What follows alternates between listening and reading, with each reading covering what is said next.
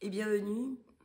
On a changé de contexte, oui. On n'est pas bien là, en sécurité, au chaud, près du canapé cocooning. Oui, qui n'a jamais rêvé?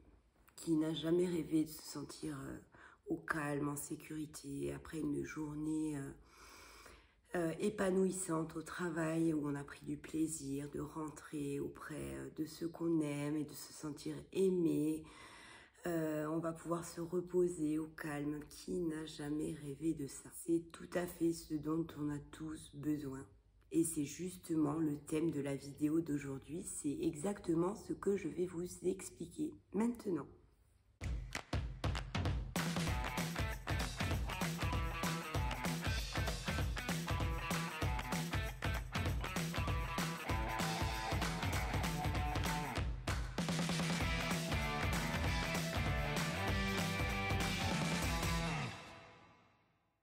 Bonjour et bienvenue dans cette toute nouvelle capsule que j'ai conçue exprès pour vous. Ça va s'appeler donc les outils d'Émilie. Aujourd'hui, nous allons venir définir et explorer les besoins. Et par cette vidéo, je vais vous donner des clés, des astuces sur les termes, sur les techniques, sur le différent vocabulaire que vous allez pouvoir, qu'on rencontre tous lorsqu'on commence à regarder des vidéos, dans les lectures, différents articles, et souvent on a du mal à les déchiffrer. Donc par cette petite capsule, je vais venir vous éclaircir, on va venir développer, on va aussi étendre un peu, mais pas trop. Ceci a pour but de vous donner accès à l'information et la signification de ces différents termes, de ces différents vocabulaires et ces différentes techniques, pour vous aider à mieux comprendre et pour pouvoir aussi mettre en pratique avec un petit peu plus de simplicité toutes ces clés, etc. que je vais vous donner ici. Ça va permettre aussi de venir décoder les sensations dans le corps, dans nos ressentis et dans toutes les émotions qui nous traversent, parce que quelquefois on a du mal à poser des mots.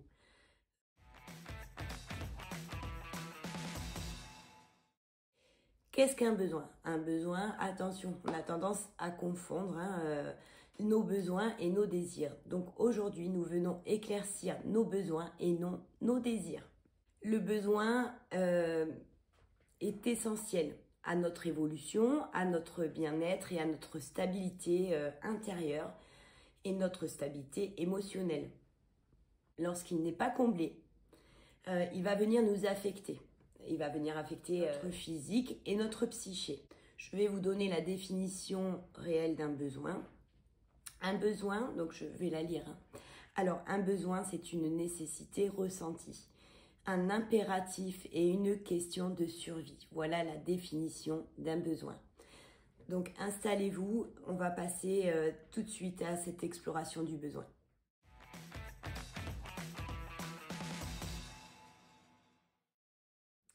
Alors oui, il y a différents types de besoins.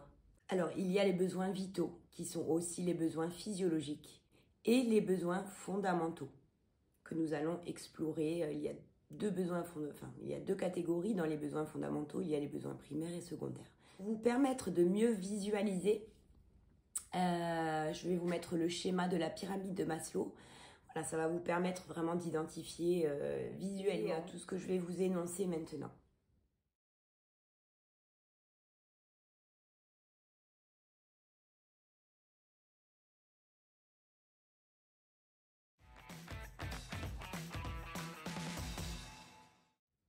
Alors pourquoi c'est une nécessité? Chaque personne, chaque individu, vous, moi, tout le monde, on aspire tous à combler nos besoins. Et s'ils ne sont pas nourris, ils viennent nous affecter dans le corps. Donc, ça va se manifester par des maladies, des douleurs, des ressentis désagréables, des bouleversements. Et aussi dans notre psyché. Et là, ça peut apporter des variantes assez importantes, des troubles psychologiques, des troubles du comportement, tout un tas de troubles qui nous affectent énormément dans notre quotidien, dans nos relations, etc. On tend tous à satisfaire nos besoins. Quelquefois, la vie, on va trouver qu'elle se positionne de manière injuste. parce que c'est aussi notre place en tant qu'individu, mais dans le monde, c'est qui nous sommes ici, nous, et qui nous sommes dans le monde autour. À satisfaire nos besoins, parce que si ce n'est pas le cas, l'organisme provoque par extension une réaction. Et on entre alors en état de manque. Ceci est nuisible à tout individu, dans notre développement, dans notre comportement et dans le déroulement de notre vie.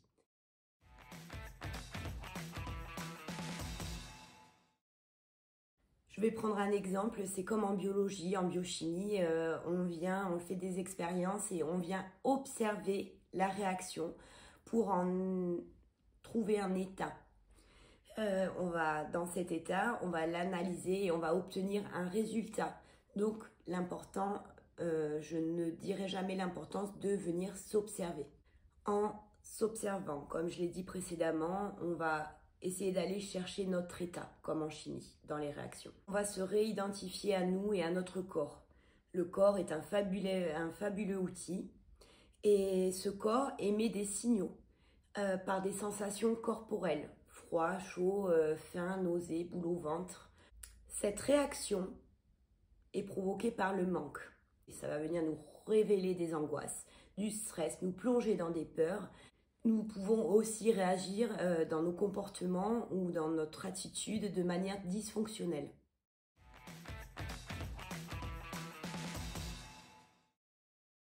Il y a différents besoins. On va commencer par le premier besoin qui est le besoin vital. Donc le besoin vital, je vous l'ai dit, il est physiologique, il est d'ordre physiologique, il est nécessaire au fonctionnement de notre système, de notre corps. Donc ça va être manger, boire, respirer et dormir. Jusque-là, tout le monde a bien compris. Le corps envoie des signaux très simples à identifier. On va avoir soif, on va être fatigué, on va avoir faim, froid, etc. Maintenant, nous rentrons dans les besoins fondamentaux. C'est essentiel à l'être humain de se sentir en sécurité dans son environnement.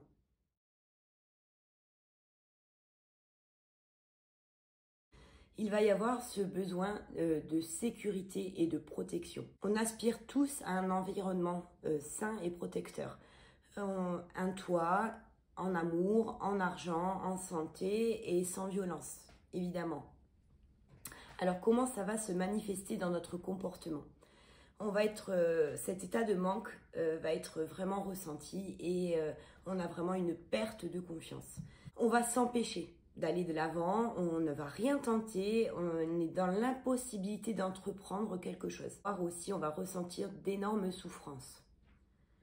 On va être figé, paralysé, immobile, on va être dépassé et submergé par tout ce qui nous entoure. Tout nous est insécure. Même les situations toxiques, nous allons les subir. Et plus on subit, et plus ça va nous provoquer intérieurement de l'insécurité. C'est un cercle vicieux. Cela nous amène à avoir une perte de confiance totale en la vie. Même si on est malheureux dans la situation dans laquelle on se trouve, on va rester en état latent. Les personnes qui n'ont pas comblé ce besoin, vraiment, ce sont des personnes qui se sentent diminuées, qui se sentent immobiles, qui n'ont pas l'impression d'avoir un pouvoir personnel, un pouvoir de décision. Ils vont rester méfiants, ils vont rester envieux, ils vont juger, ils vont avoir peur de tout, ils ont l'impression d'être rien. On est en ruine émotionnelle. Notre monde intérieur est en perte de confiance totale, je l'ai dit, totale en la vie et envers les autres. Il est important de comprendre qu'il va se refléter, il va déteindre sur notre monde extérieur, jusqu'à quelquefois atteindre l'état de sidération. Alors, l'état de sidération, là aussi, n'est pas à confondre avec l'émerveillement. Nous pouvons être sidérés par ce qui nous arrive et c'est un état très puissant, la sidération. Alors ça va se manifester aussi par des atteintes très violentes au corps, par des maladies, je l'ai dit. par de gros troubles du comportement qui peuvent aller très loin et qui peuvent s'avérer très graves. Il peut y avoir des TOC, des troubles de la personnalité, puis après vraiment des troubles psychologiques et des atteintes à soi-même, etc. Il est très important aussi que vous sachiez, lorsque ce besoin de sécurité et de protection n'est pas comblé, on aurait tendance à vite vouloir s'évader de ce monde dans lequel on n'a plus confiance et on va être amené à être sollicité par les addictions. Les addictions vont être une échappatoire à toute cette souffrance que l'on ressent. Alors attention, il est très important que vous sachiez. Alors le troisième besoin, c'est le besoin d'amour et d'appartenance. Tout ce qui est le besoin social. Parce qu'on a tous besoin d'aimer et d'être aimé en retour. Cela fait partie vraiment de l'humain. On évolue dans une société, on est né quand même pour partager. On a tous aussi le désir, mais qui est un besoin, je le répète, d'aspirer, d'avoir des relations émotionnelles, de se connecter à des relations émotionnelles et des interpersonnelles. C'est ce qui va créer notre identité dans la société et dans le monde. Alors comment ça se manifeste au niveau du comportement? Souvent on va avoir cette attitude où on va étouffer les autres parce qu'on a un grand vide à combler. On ne veut jamais que les choses s'arrêtent, c'est très douloureux quand ça doit s'arrêter. On devient aussi hyper protecteur avec tout notre entourage, notamment aussi nos enfants. On voudrait les mettre dans une bulle de coton, mais on pourrait être dans la protection au point d'aller limiter leur propre développement personnel. Alors attention, il y a l'aspect de la solitude. La solitude nous est désagréable, insupportable, elle est invivable, elle est même inconcevable. Elle nous fait peur à un point qui est désastreux. Cette solitude va nous amener à vouloir créer des connexions, des liens, des relations avec une forte dimension déraisonnable, très très forte, très intense. On va être prêt à s'intégrer partout avec n'importe qui et de ce fait à accepter l'amour de tout le monde, mais surtout accepter toute forme d'amour qui n'est pas forcément de l'amour. Sans les autres, il n'y a pas de bonheur. On s'accroche à tout genre de relations, de situations, même désastreuses.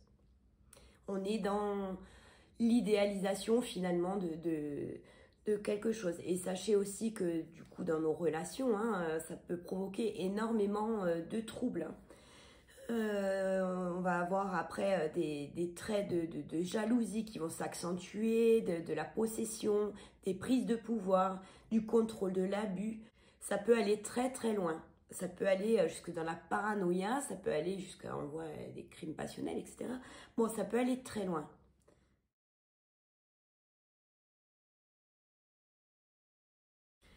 Alors, la quatrième étape, donc on rentre dans les besoins fondamentaux qui sont plus secondaires, mais malgré tout nécessaires, c'est l'estime de soi. Et sachez qu'on ne peut pas arriver à l'étape de l'estime de soi, de la stabilité un petit peu plus, si nous n'avons pas rempli nos besoins vitaux et notre besoin de sécurité, de protection et d'amour et d'appartenance. C'est l'ultime, c'est comme un palier, à chaque fois on monte des étapes. Et si nous n'avons pas rempli les autres étapes, si nous n'avons pas comblé ces besoins, nous ne pouvons pas bien sûr accéder à cette étape qui est l'estime, le besoin d'estime de soi. Pour nous permettre d'être stable, d'exister en tant qu'individu et d'exister aussi aux yeux des autres. Comment ça va se manifester toujours dans notre comportement et nos attitudes? Alors on va constamment être à la recherche de l'approbation, de la validation de tout ce qu'on met en place, de qui on est, de notre état, etc. On va être beaucoup parsemé de doutes, On va toujours tourner autour du pot, on va tourner en rond dans nos décisions, on hésite constamment. On fait tout comme les autres. On prend surtout pas de décision, on fait tout comme les autres. Tant pis si on pense autre chose, on fait comme le moule. Parce qu'on se tait, on n'exprime pas sa voix, on ne se fait pas entendre, peut-être qu'on ne pense pas mériter de se faire entendre. Voilà, des fois aussi on va être malmené par des personnes autour de nous, mais on va même pas se défendre. L'estime de soi, c'est reprendre confiance en qui on est, en nos valeurs, nos idées, nos potentiels. Quand on est dans cette situation, qu'on n'a pas comblé ce besoin, on n'ose pas faire les choses seul. On va être comme un enfant, bien souvent c'est des tempéraments un petit peu enfantins, on a peur de l'échec et on va poser une multitude de questions. « Oh, t'as vu ce que j'ai fait, c'est bien, t'en penses quoi ? J'ai fait ci, tu penses quoi de ça ?» Bon, voilà quelques types d'exemples. Alors évidemment, ça peut être très pénible pour l'entourage, mais c'est vraiment, ils ont besoin de se valider auprès des autres pour se valider eux-mêmes. Ces personnes-là, comme elles manquent de confiance en elles, souvent elles peuvent être utilisées, on va dire, comme mot. Elles s'en rendent pas compte. Elles peuvent être rabaissées, elles peuvent être écrasées, malmenées, elles peuvent être manipulées aussi par tout un tas de personnes malveillantes, évidemment. Quand ce manque est exprimé et ce besoin n'est pas rempli, voilà, on va ressentir de la tristesse, on risque d'être déprimé, on va souvent se sentir coupable, frustré, on peut voir apparaître la honte et le rejet aussi. On a très peur du rejet, ça fait sortir une blessure profonde. Ce sont donc des besoins qui nous amènent réellement à nous construire, à construire notre intérieur avec un temple solide, de bonnes fondations. Donc vous avez vu dans cette pyramide, ce sont les premières étapes, mais ce sont des étapes vitales, capitales, qui sont essentielles à notre survie. Les causes, évidemment, de ces 3 besoins qu'on vient d'énoncer, souvent c'est qu'il y a eu des dysfonctionnements pendant l'enfance, c'est le plus souvent. On a manqué de piliers autour de nous, on a manqué de personnes qui étaient là pour nous. On a dû quelquefois essayer justement de se construire seul, parce qu'on était dans l'entourage, les personnes souffraient elles-mêmes de ces différents besoins qui n'étaient pas comblés. Sachez que ça peut vraiment porter une atteinte profonde à son essence même, à son âme. C'est une atteinte même à la constitution de l'individu. Alors c'est pour ça que ça fait très mal, c'est très douloureux, et les réactions physiques, corporelles et les ressentis émotionnels sont très profonds. On peut être traversé par des maladies, par des burn-out, on peut bien voir des personnes qui font des pelades. Souvent, sachez que quelqu'un leur a porté atteinte, ou une situation leur a vraiment porté atteinte à leur image. Et souvent, on ne s'est pas senti aimé, on ne s'est pas senti reconnu, on ne s'est pas senti regardé, soutenu, on est devenu autonome avant l'âge. Et quelquefois, on n'a même pas existé aux yeux des personnes qui nous étaient chères. Mais attention, on peut très bien aussi redescendre en étant adulte, plus construit, et en ayant eu accès justement à toutes ces étapes, jusqu'à l'estime, on peut très bien redescendre. On n'est jamais à l'abri de personnes malveillantes ou malades autour de nous. Je parle notamment des pervers narcissiques, qui sont des experts pour venir déséquilibrer tout ce qu'on a construit et qu'on a réussi à dépasser. Ils ont une facilité à déstabiliser, à manipuler par des jeux, par des pouvoirs. Ils nous plongent dans des aspects incohérents et s'amusent de ne pas nourrir nos besoins. C'est une perversion inconsciente, mais qui pourtant vient vraiment abîmer, nous faire dégringoler cet escalier de la pyramide. Mais parce qu'eux-mêmes souffrent profondément de vide affectif. Eux-mêmes ont un besoin de sécurité qui n'a pas été comblé, loin de là, et un besoin d'amour et d'appartenance qui a été laissé pour compte. Eux-mêmes ont de très très grosses souffrances. Et ça, c'est un autre sujet. On en parlera peut-être ou pas une autre fois. Alors, comment on fait pour aller mieux dans tout ça et puis pour venir combler vraiment ces 3 besoins? Je vais venir expliquer un petit peu qu'est-ce qui va pouvoir venir vous aider, comment nourrir ces besoins, comment alimenter et venir les combler. Il y a quelques petites astuces que je vais vous donner. Sachez que toutes ces étapes prennent du temps et il faut aussi être patient. Tout ne se fait pas rapidement, malheureusement. Ça va être étape par étape et ça va être... Mais chaque victoire est une victoire.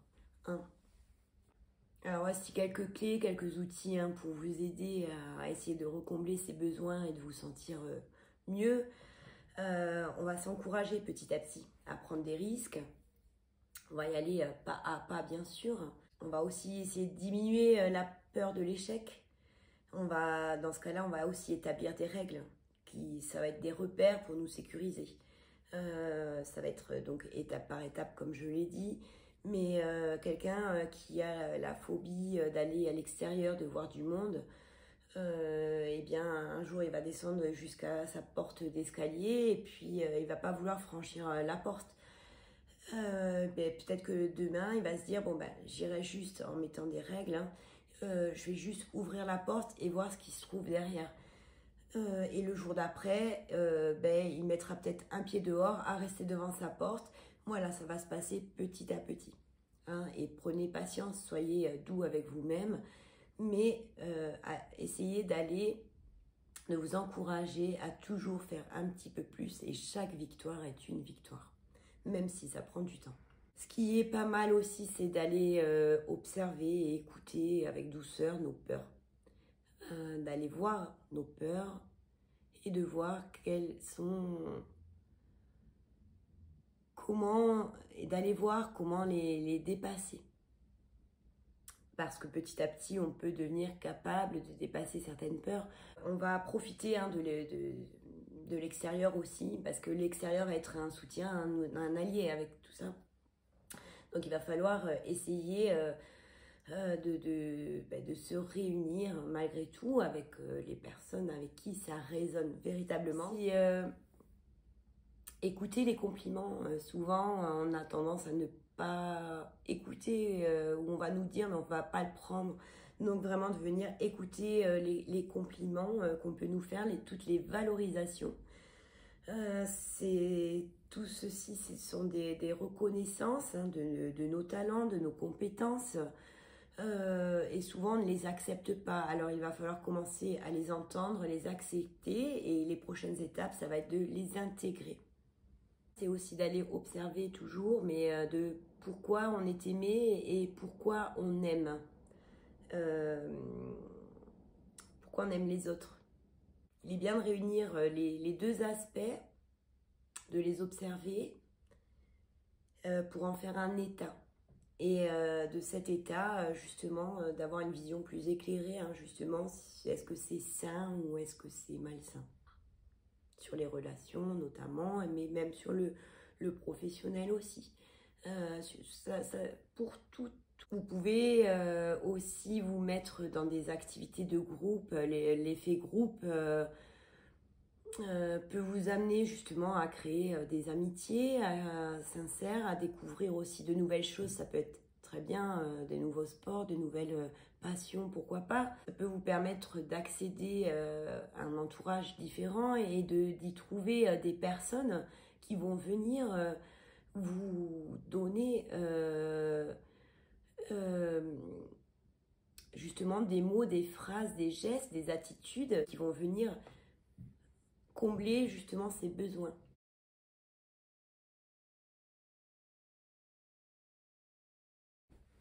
Et maintenant, lorsqu'on a franchi ces étapes, bien on arrive dans la 5e étape qui est ce besoin de se réaliser, la réalisation de soi. Donc vous avez bien compris que chaque niveau est un passage, mais c'est un passage pour naître.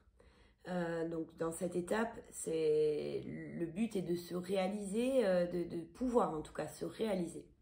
Se réaliser comme une naissance, mais comme son essence.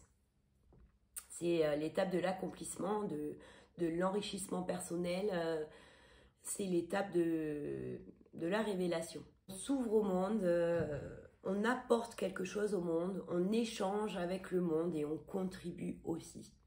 Et on a le recul nécessaire aussi pour voir qu'on a beaucoup travaillé, qu'on a été examiné, sondé pas mal de choses à l'intérieur et du coup on a acquéri cette force un petit peu plus qui va pouvoir, qui va être un carburant pour nous dépasser, pour surmonter, pour oser faire les choses.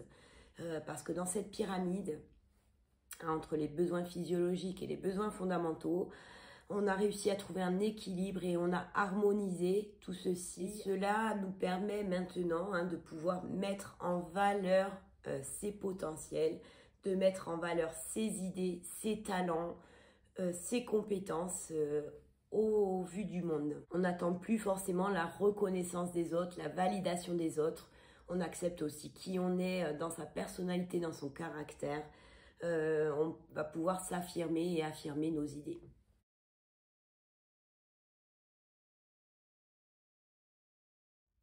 Alors mon conseil, mon conseil se base sur moi-même, sur mes expériences, sur ce que je peux observer en séance et dans mon entourage. C'est mes propres conseils, mais je vous les propose. Après, d'autres personnes auront aussi des conseils qui seront certainement appropriés. J'ai essayé de résumer un maximum parce que vous me connaissez, je parle énormément. Alors j'ai synthétisé comme j'ai pu. Sans partir parce que j'avais déjà fait une vidéo qui durait 1 heure, c'est pas possible. Donc j'ai condensé. Voilà. Donc mon conseil, j'en reviens. Alors on va faire tout ceci en conscience. Pour identifier tous ces besoins, ça va passer par l'observation de soi avec les autres, l'écoute de soi, l'écoute de ce que les autres vont nous transmettre aussi. On reprend confiance en soi, de nos manques qui expriment justement des besoins vitaux ou fondamentaux. Souvent, on cherche des réponses, mais sans se poser les questions. Ça va passer par se reposer les questions et des bonnes questions. Pour les besoins physiologiques, ai-je faim, ai-je soif, suis-je fatiguée? Jusque-là, tout le monde le sait. Voilà. Et encore qu'on n'écoute pas toujours ces mêmes besoins vitaux, capitaux, vitales. Et pour les autres besoins, il va falloir essayer de se poser des questions un petit peu plus existentielles aussi. Mais je vais vous donner quelques exemples que j'ai notés comme ça. Tout ne me vient pas non plus... Mais quelle est, dans une relation, quelle est l'importance de l'échange que je viens d'effectuer avec la personne? Est-ce qu'il y avait vraiment de l'échange ou est-ce que je n'existais pas? Finalement, j'ai parlé pour rien dire, l'autre ne m'a pas entendu. Est-ce que je reste souvent immobile face à des situations? Justement, la situation qui me rend immobile, où je me sens fermée, paralysée, est-ce qu'il y a une situation pour s'en sortir? Je vous conseille vraiment, ça peut être une aide, on va s'aider soi-même en ayant conscience, en étant ici et maintenant, dans nos comportements, les attitudes qu'on peut avoir envers les autres, mais aussi les phrases et les mots qu'on prononce parce qu'ils sont souvent révélateurs de notre état. On peut aussi du coup s'aider de l'extérieur parce que leurs remarques, qui peuvent être positives ou négatives, elles sont aussi... elles reflètent ce qu'on renvoie, vous voyez. Donc si on renvoie quelque chose d'insécure, si on renvoie quelque chose d'étouffant, de possessif, c'est peut-être parce que nous-mêmes on est insécure. On essaye aussi d'intégrer nos pensées, nos idées, même si elles sont contradictoires avec l'extérieur, l'environnement ou la situation dans laquelle on est. Mais on peut être observateur de ses pensées et les intégrer. Ben non, j'ai un avis différent et un jour je l'exprimerai, j'espère. Sachez que le monde extérieur nous renvoie ce que nous projetons. L'extérieur agit vraiment comme un miroir et il est un outil comme le corps pour comprendre vraiment ce que nos dysfonctionnements intérieurs. Il est important donc dans le corps aussi d'écouter toute résistance, toute angoisse, toute peur parce qu'elles agissent comme des outils. Quand on va les identifier, ça va nous mettre une petite lumière sur les bémols qui nous empêchent d'avancer. Et tout ceci est aussi une première étape pour aller à l'exploration de ces blessures, des blessures profondes qui nous empêchent d'être nous-mêmes. Et moi-même, je vais vous avouer que ça m'a fait du bien de me replonger dans ce petit sujet parce que ça m'a permis moi aussi d'aller explorer mes besoins et d'aller identifier ce qui n'allait pas actuellement aussi. Et donc je me suis aperçue que voilà, pour tout ce que je mets en place actuellement, j'ai énormément travaillé, donc j'ai été fatiguée, je n'ai pas écouté mon état de fatigue, je n'ai pas écouté ma faim ni ma soif.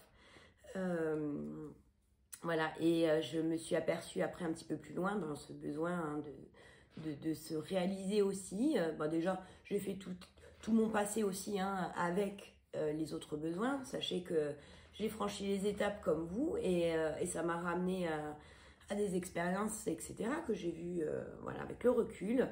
Mais voilà, je me suis aperçue, oui, que mon équilibre finalement de besoin, dans ce besoin de réalisation, mon équilibre est un peu déséquilibré.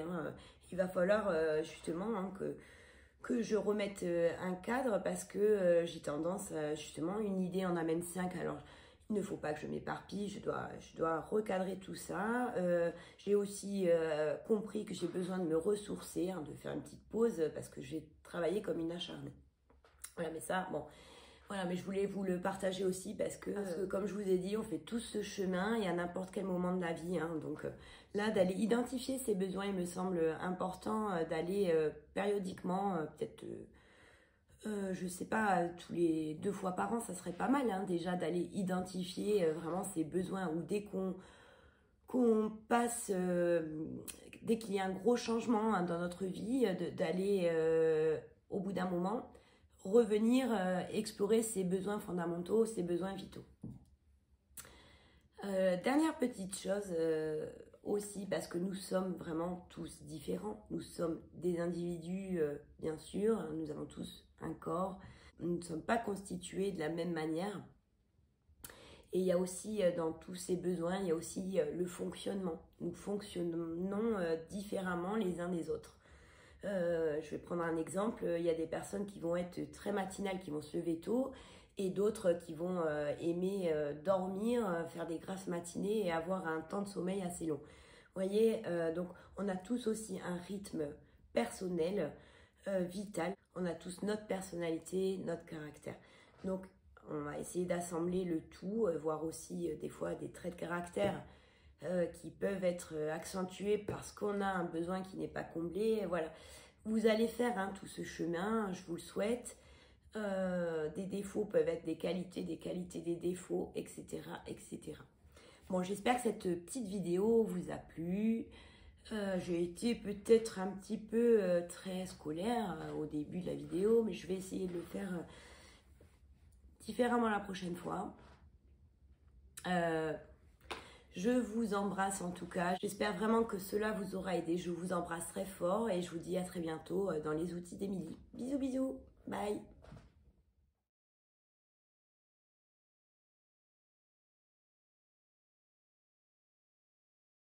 Qu'est-ce que la psyché? Comme disait Carl Jung, c'est l'endroit, le lieu où se retrouvent le conscient et l'inconscient.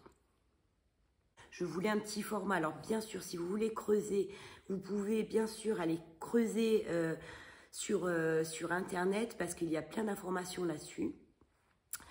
Si cette vidéo vous a plu, bien sûr, n'hésitez pas à vous abonner, à la partager, à liker. Ça fera grandir ma chaîne, car plus on est de fous et plus on rit, n'est-ce pas? Je vous fais des gros bisous, je vous remercie pour tout. J'espère avoir été claire, j'espère ne pas avoir été trop longue. J'espère ne rien avoir oublié. Je vous embrasse très fort, voilà, je vous fais des gros bisous. Et j'espère que les outils d'Emilie, ça vous a plu. Et à bientôt pour une autre vidéo.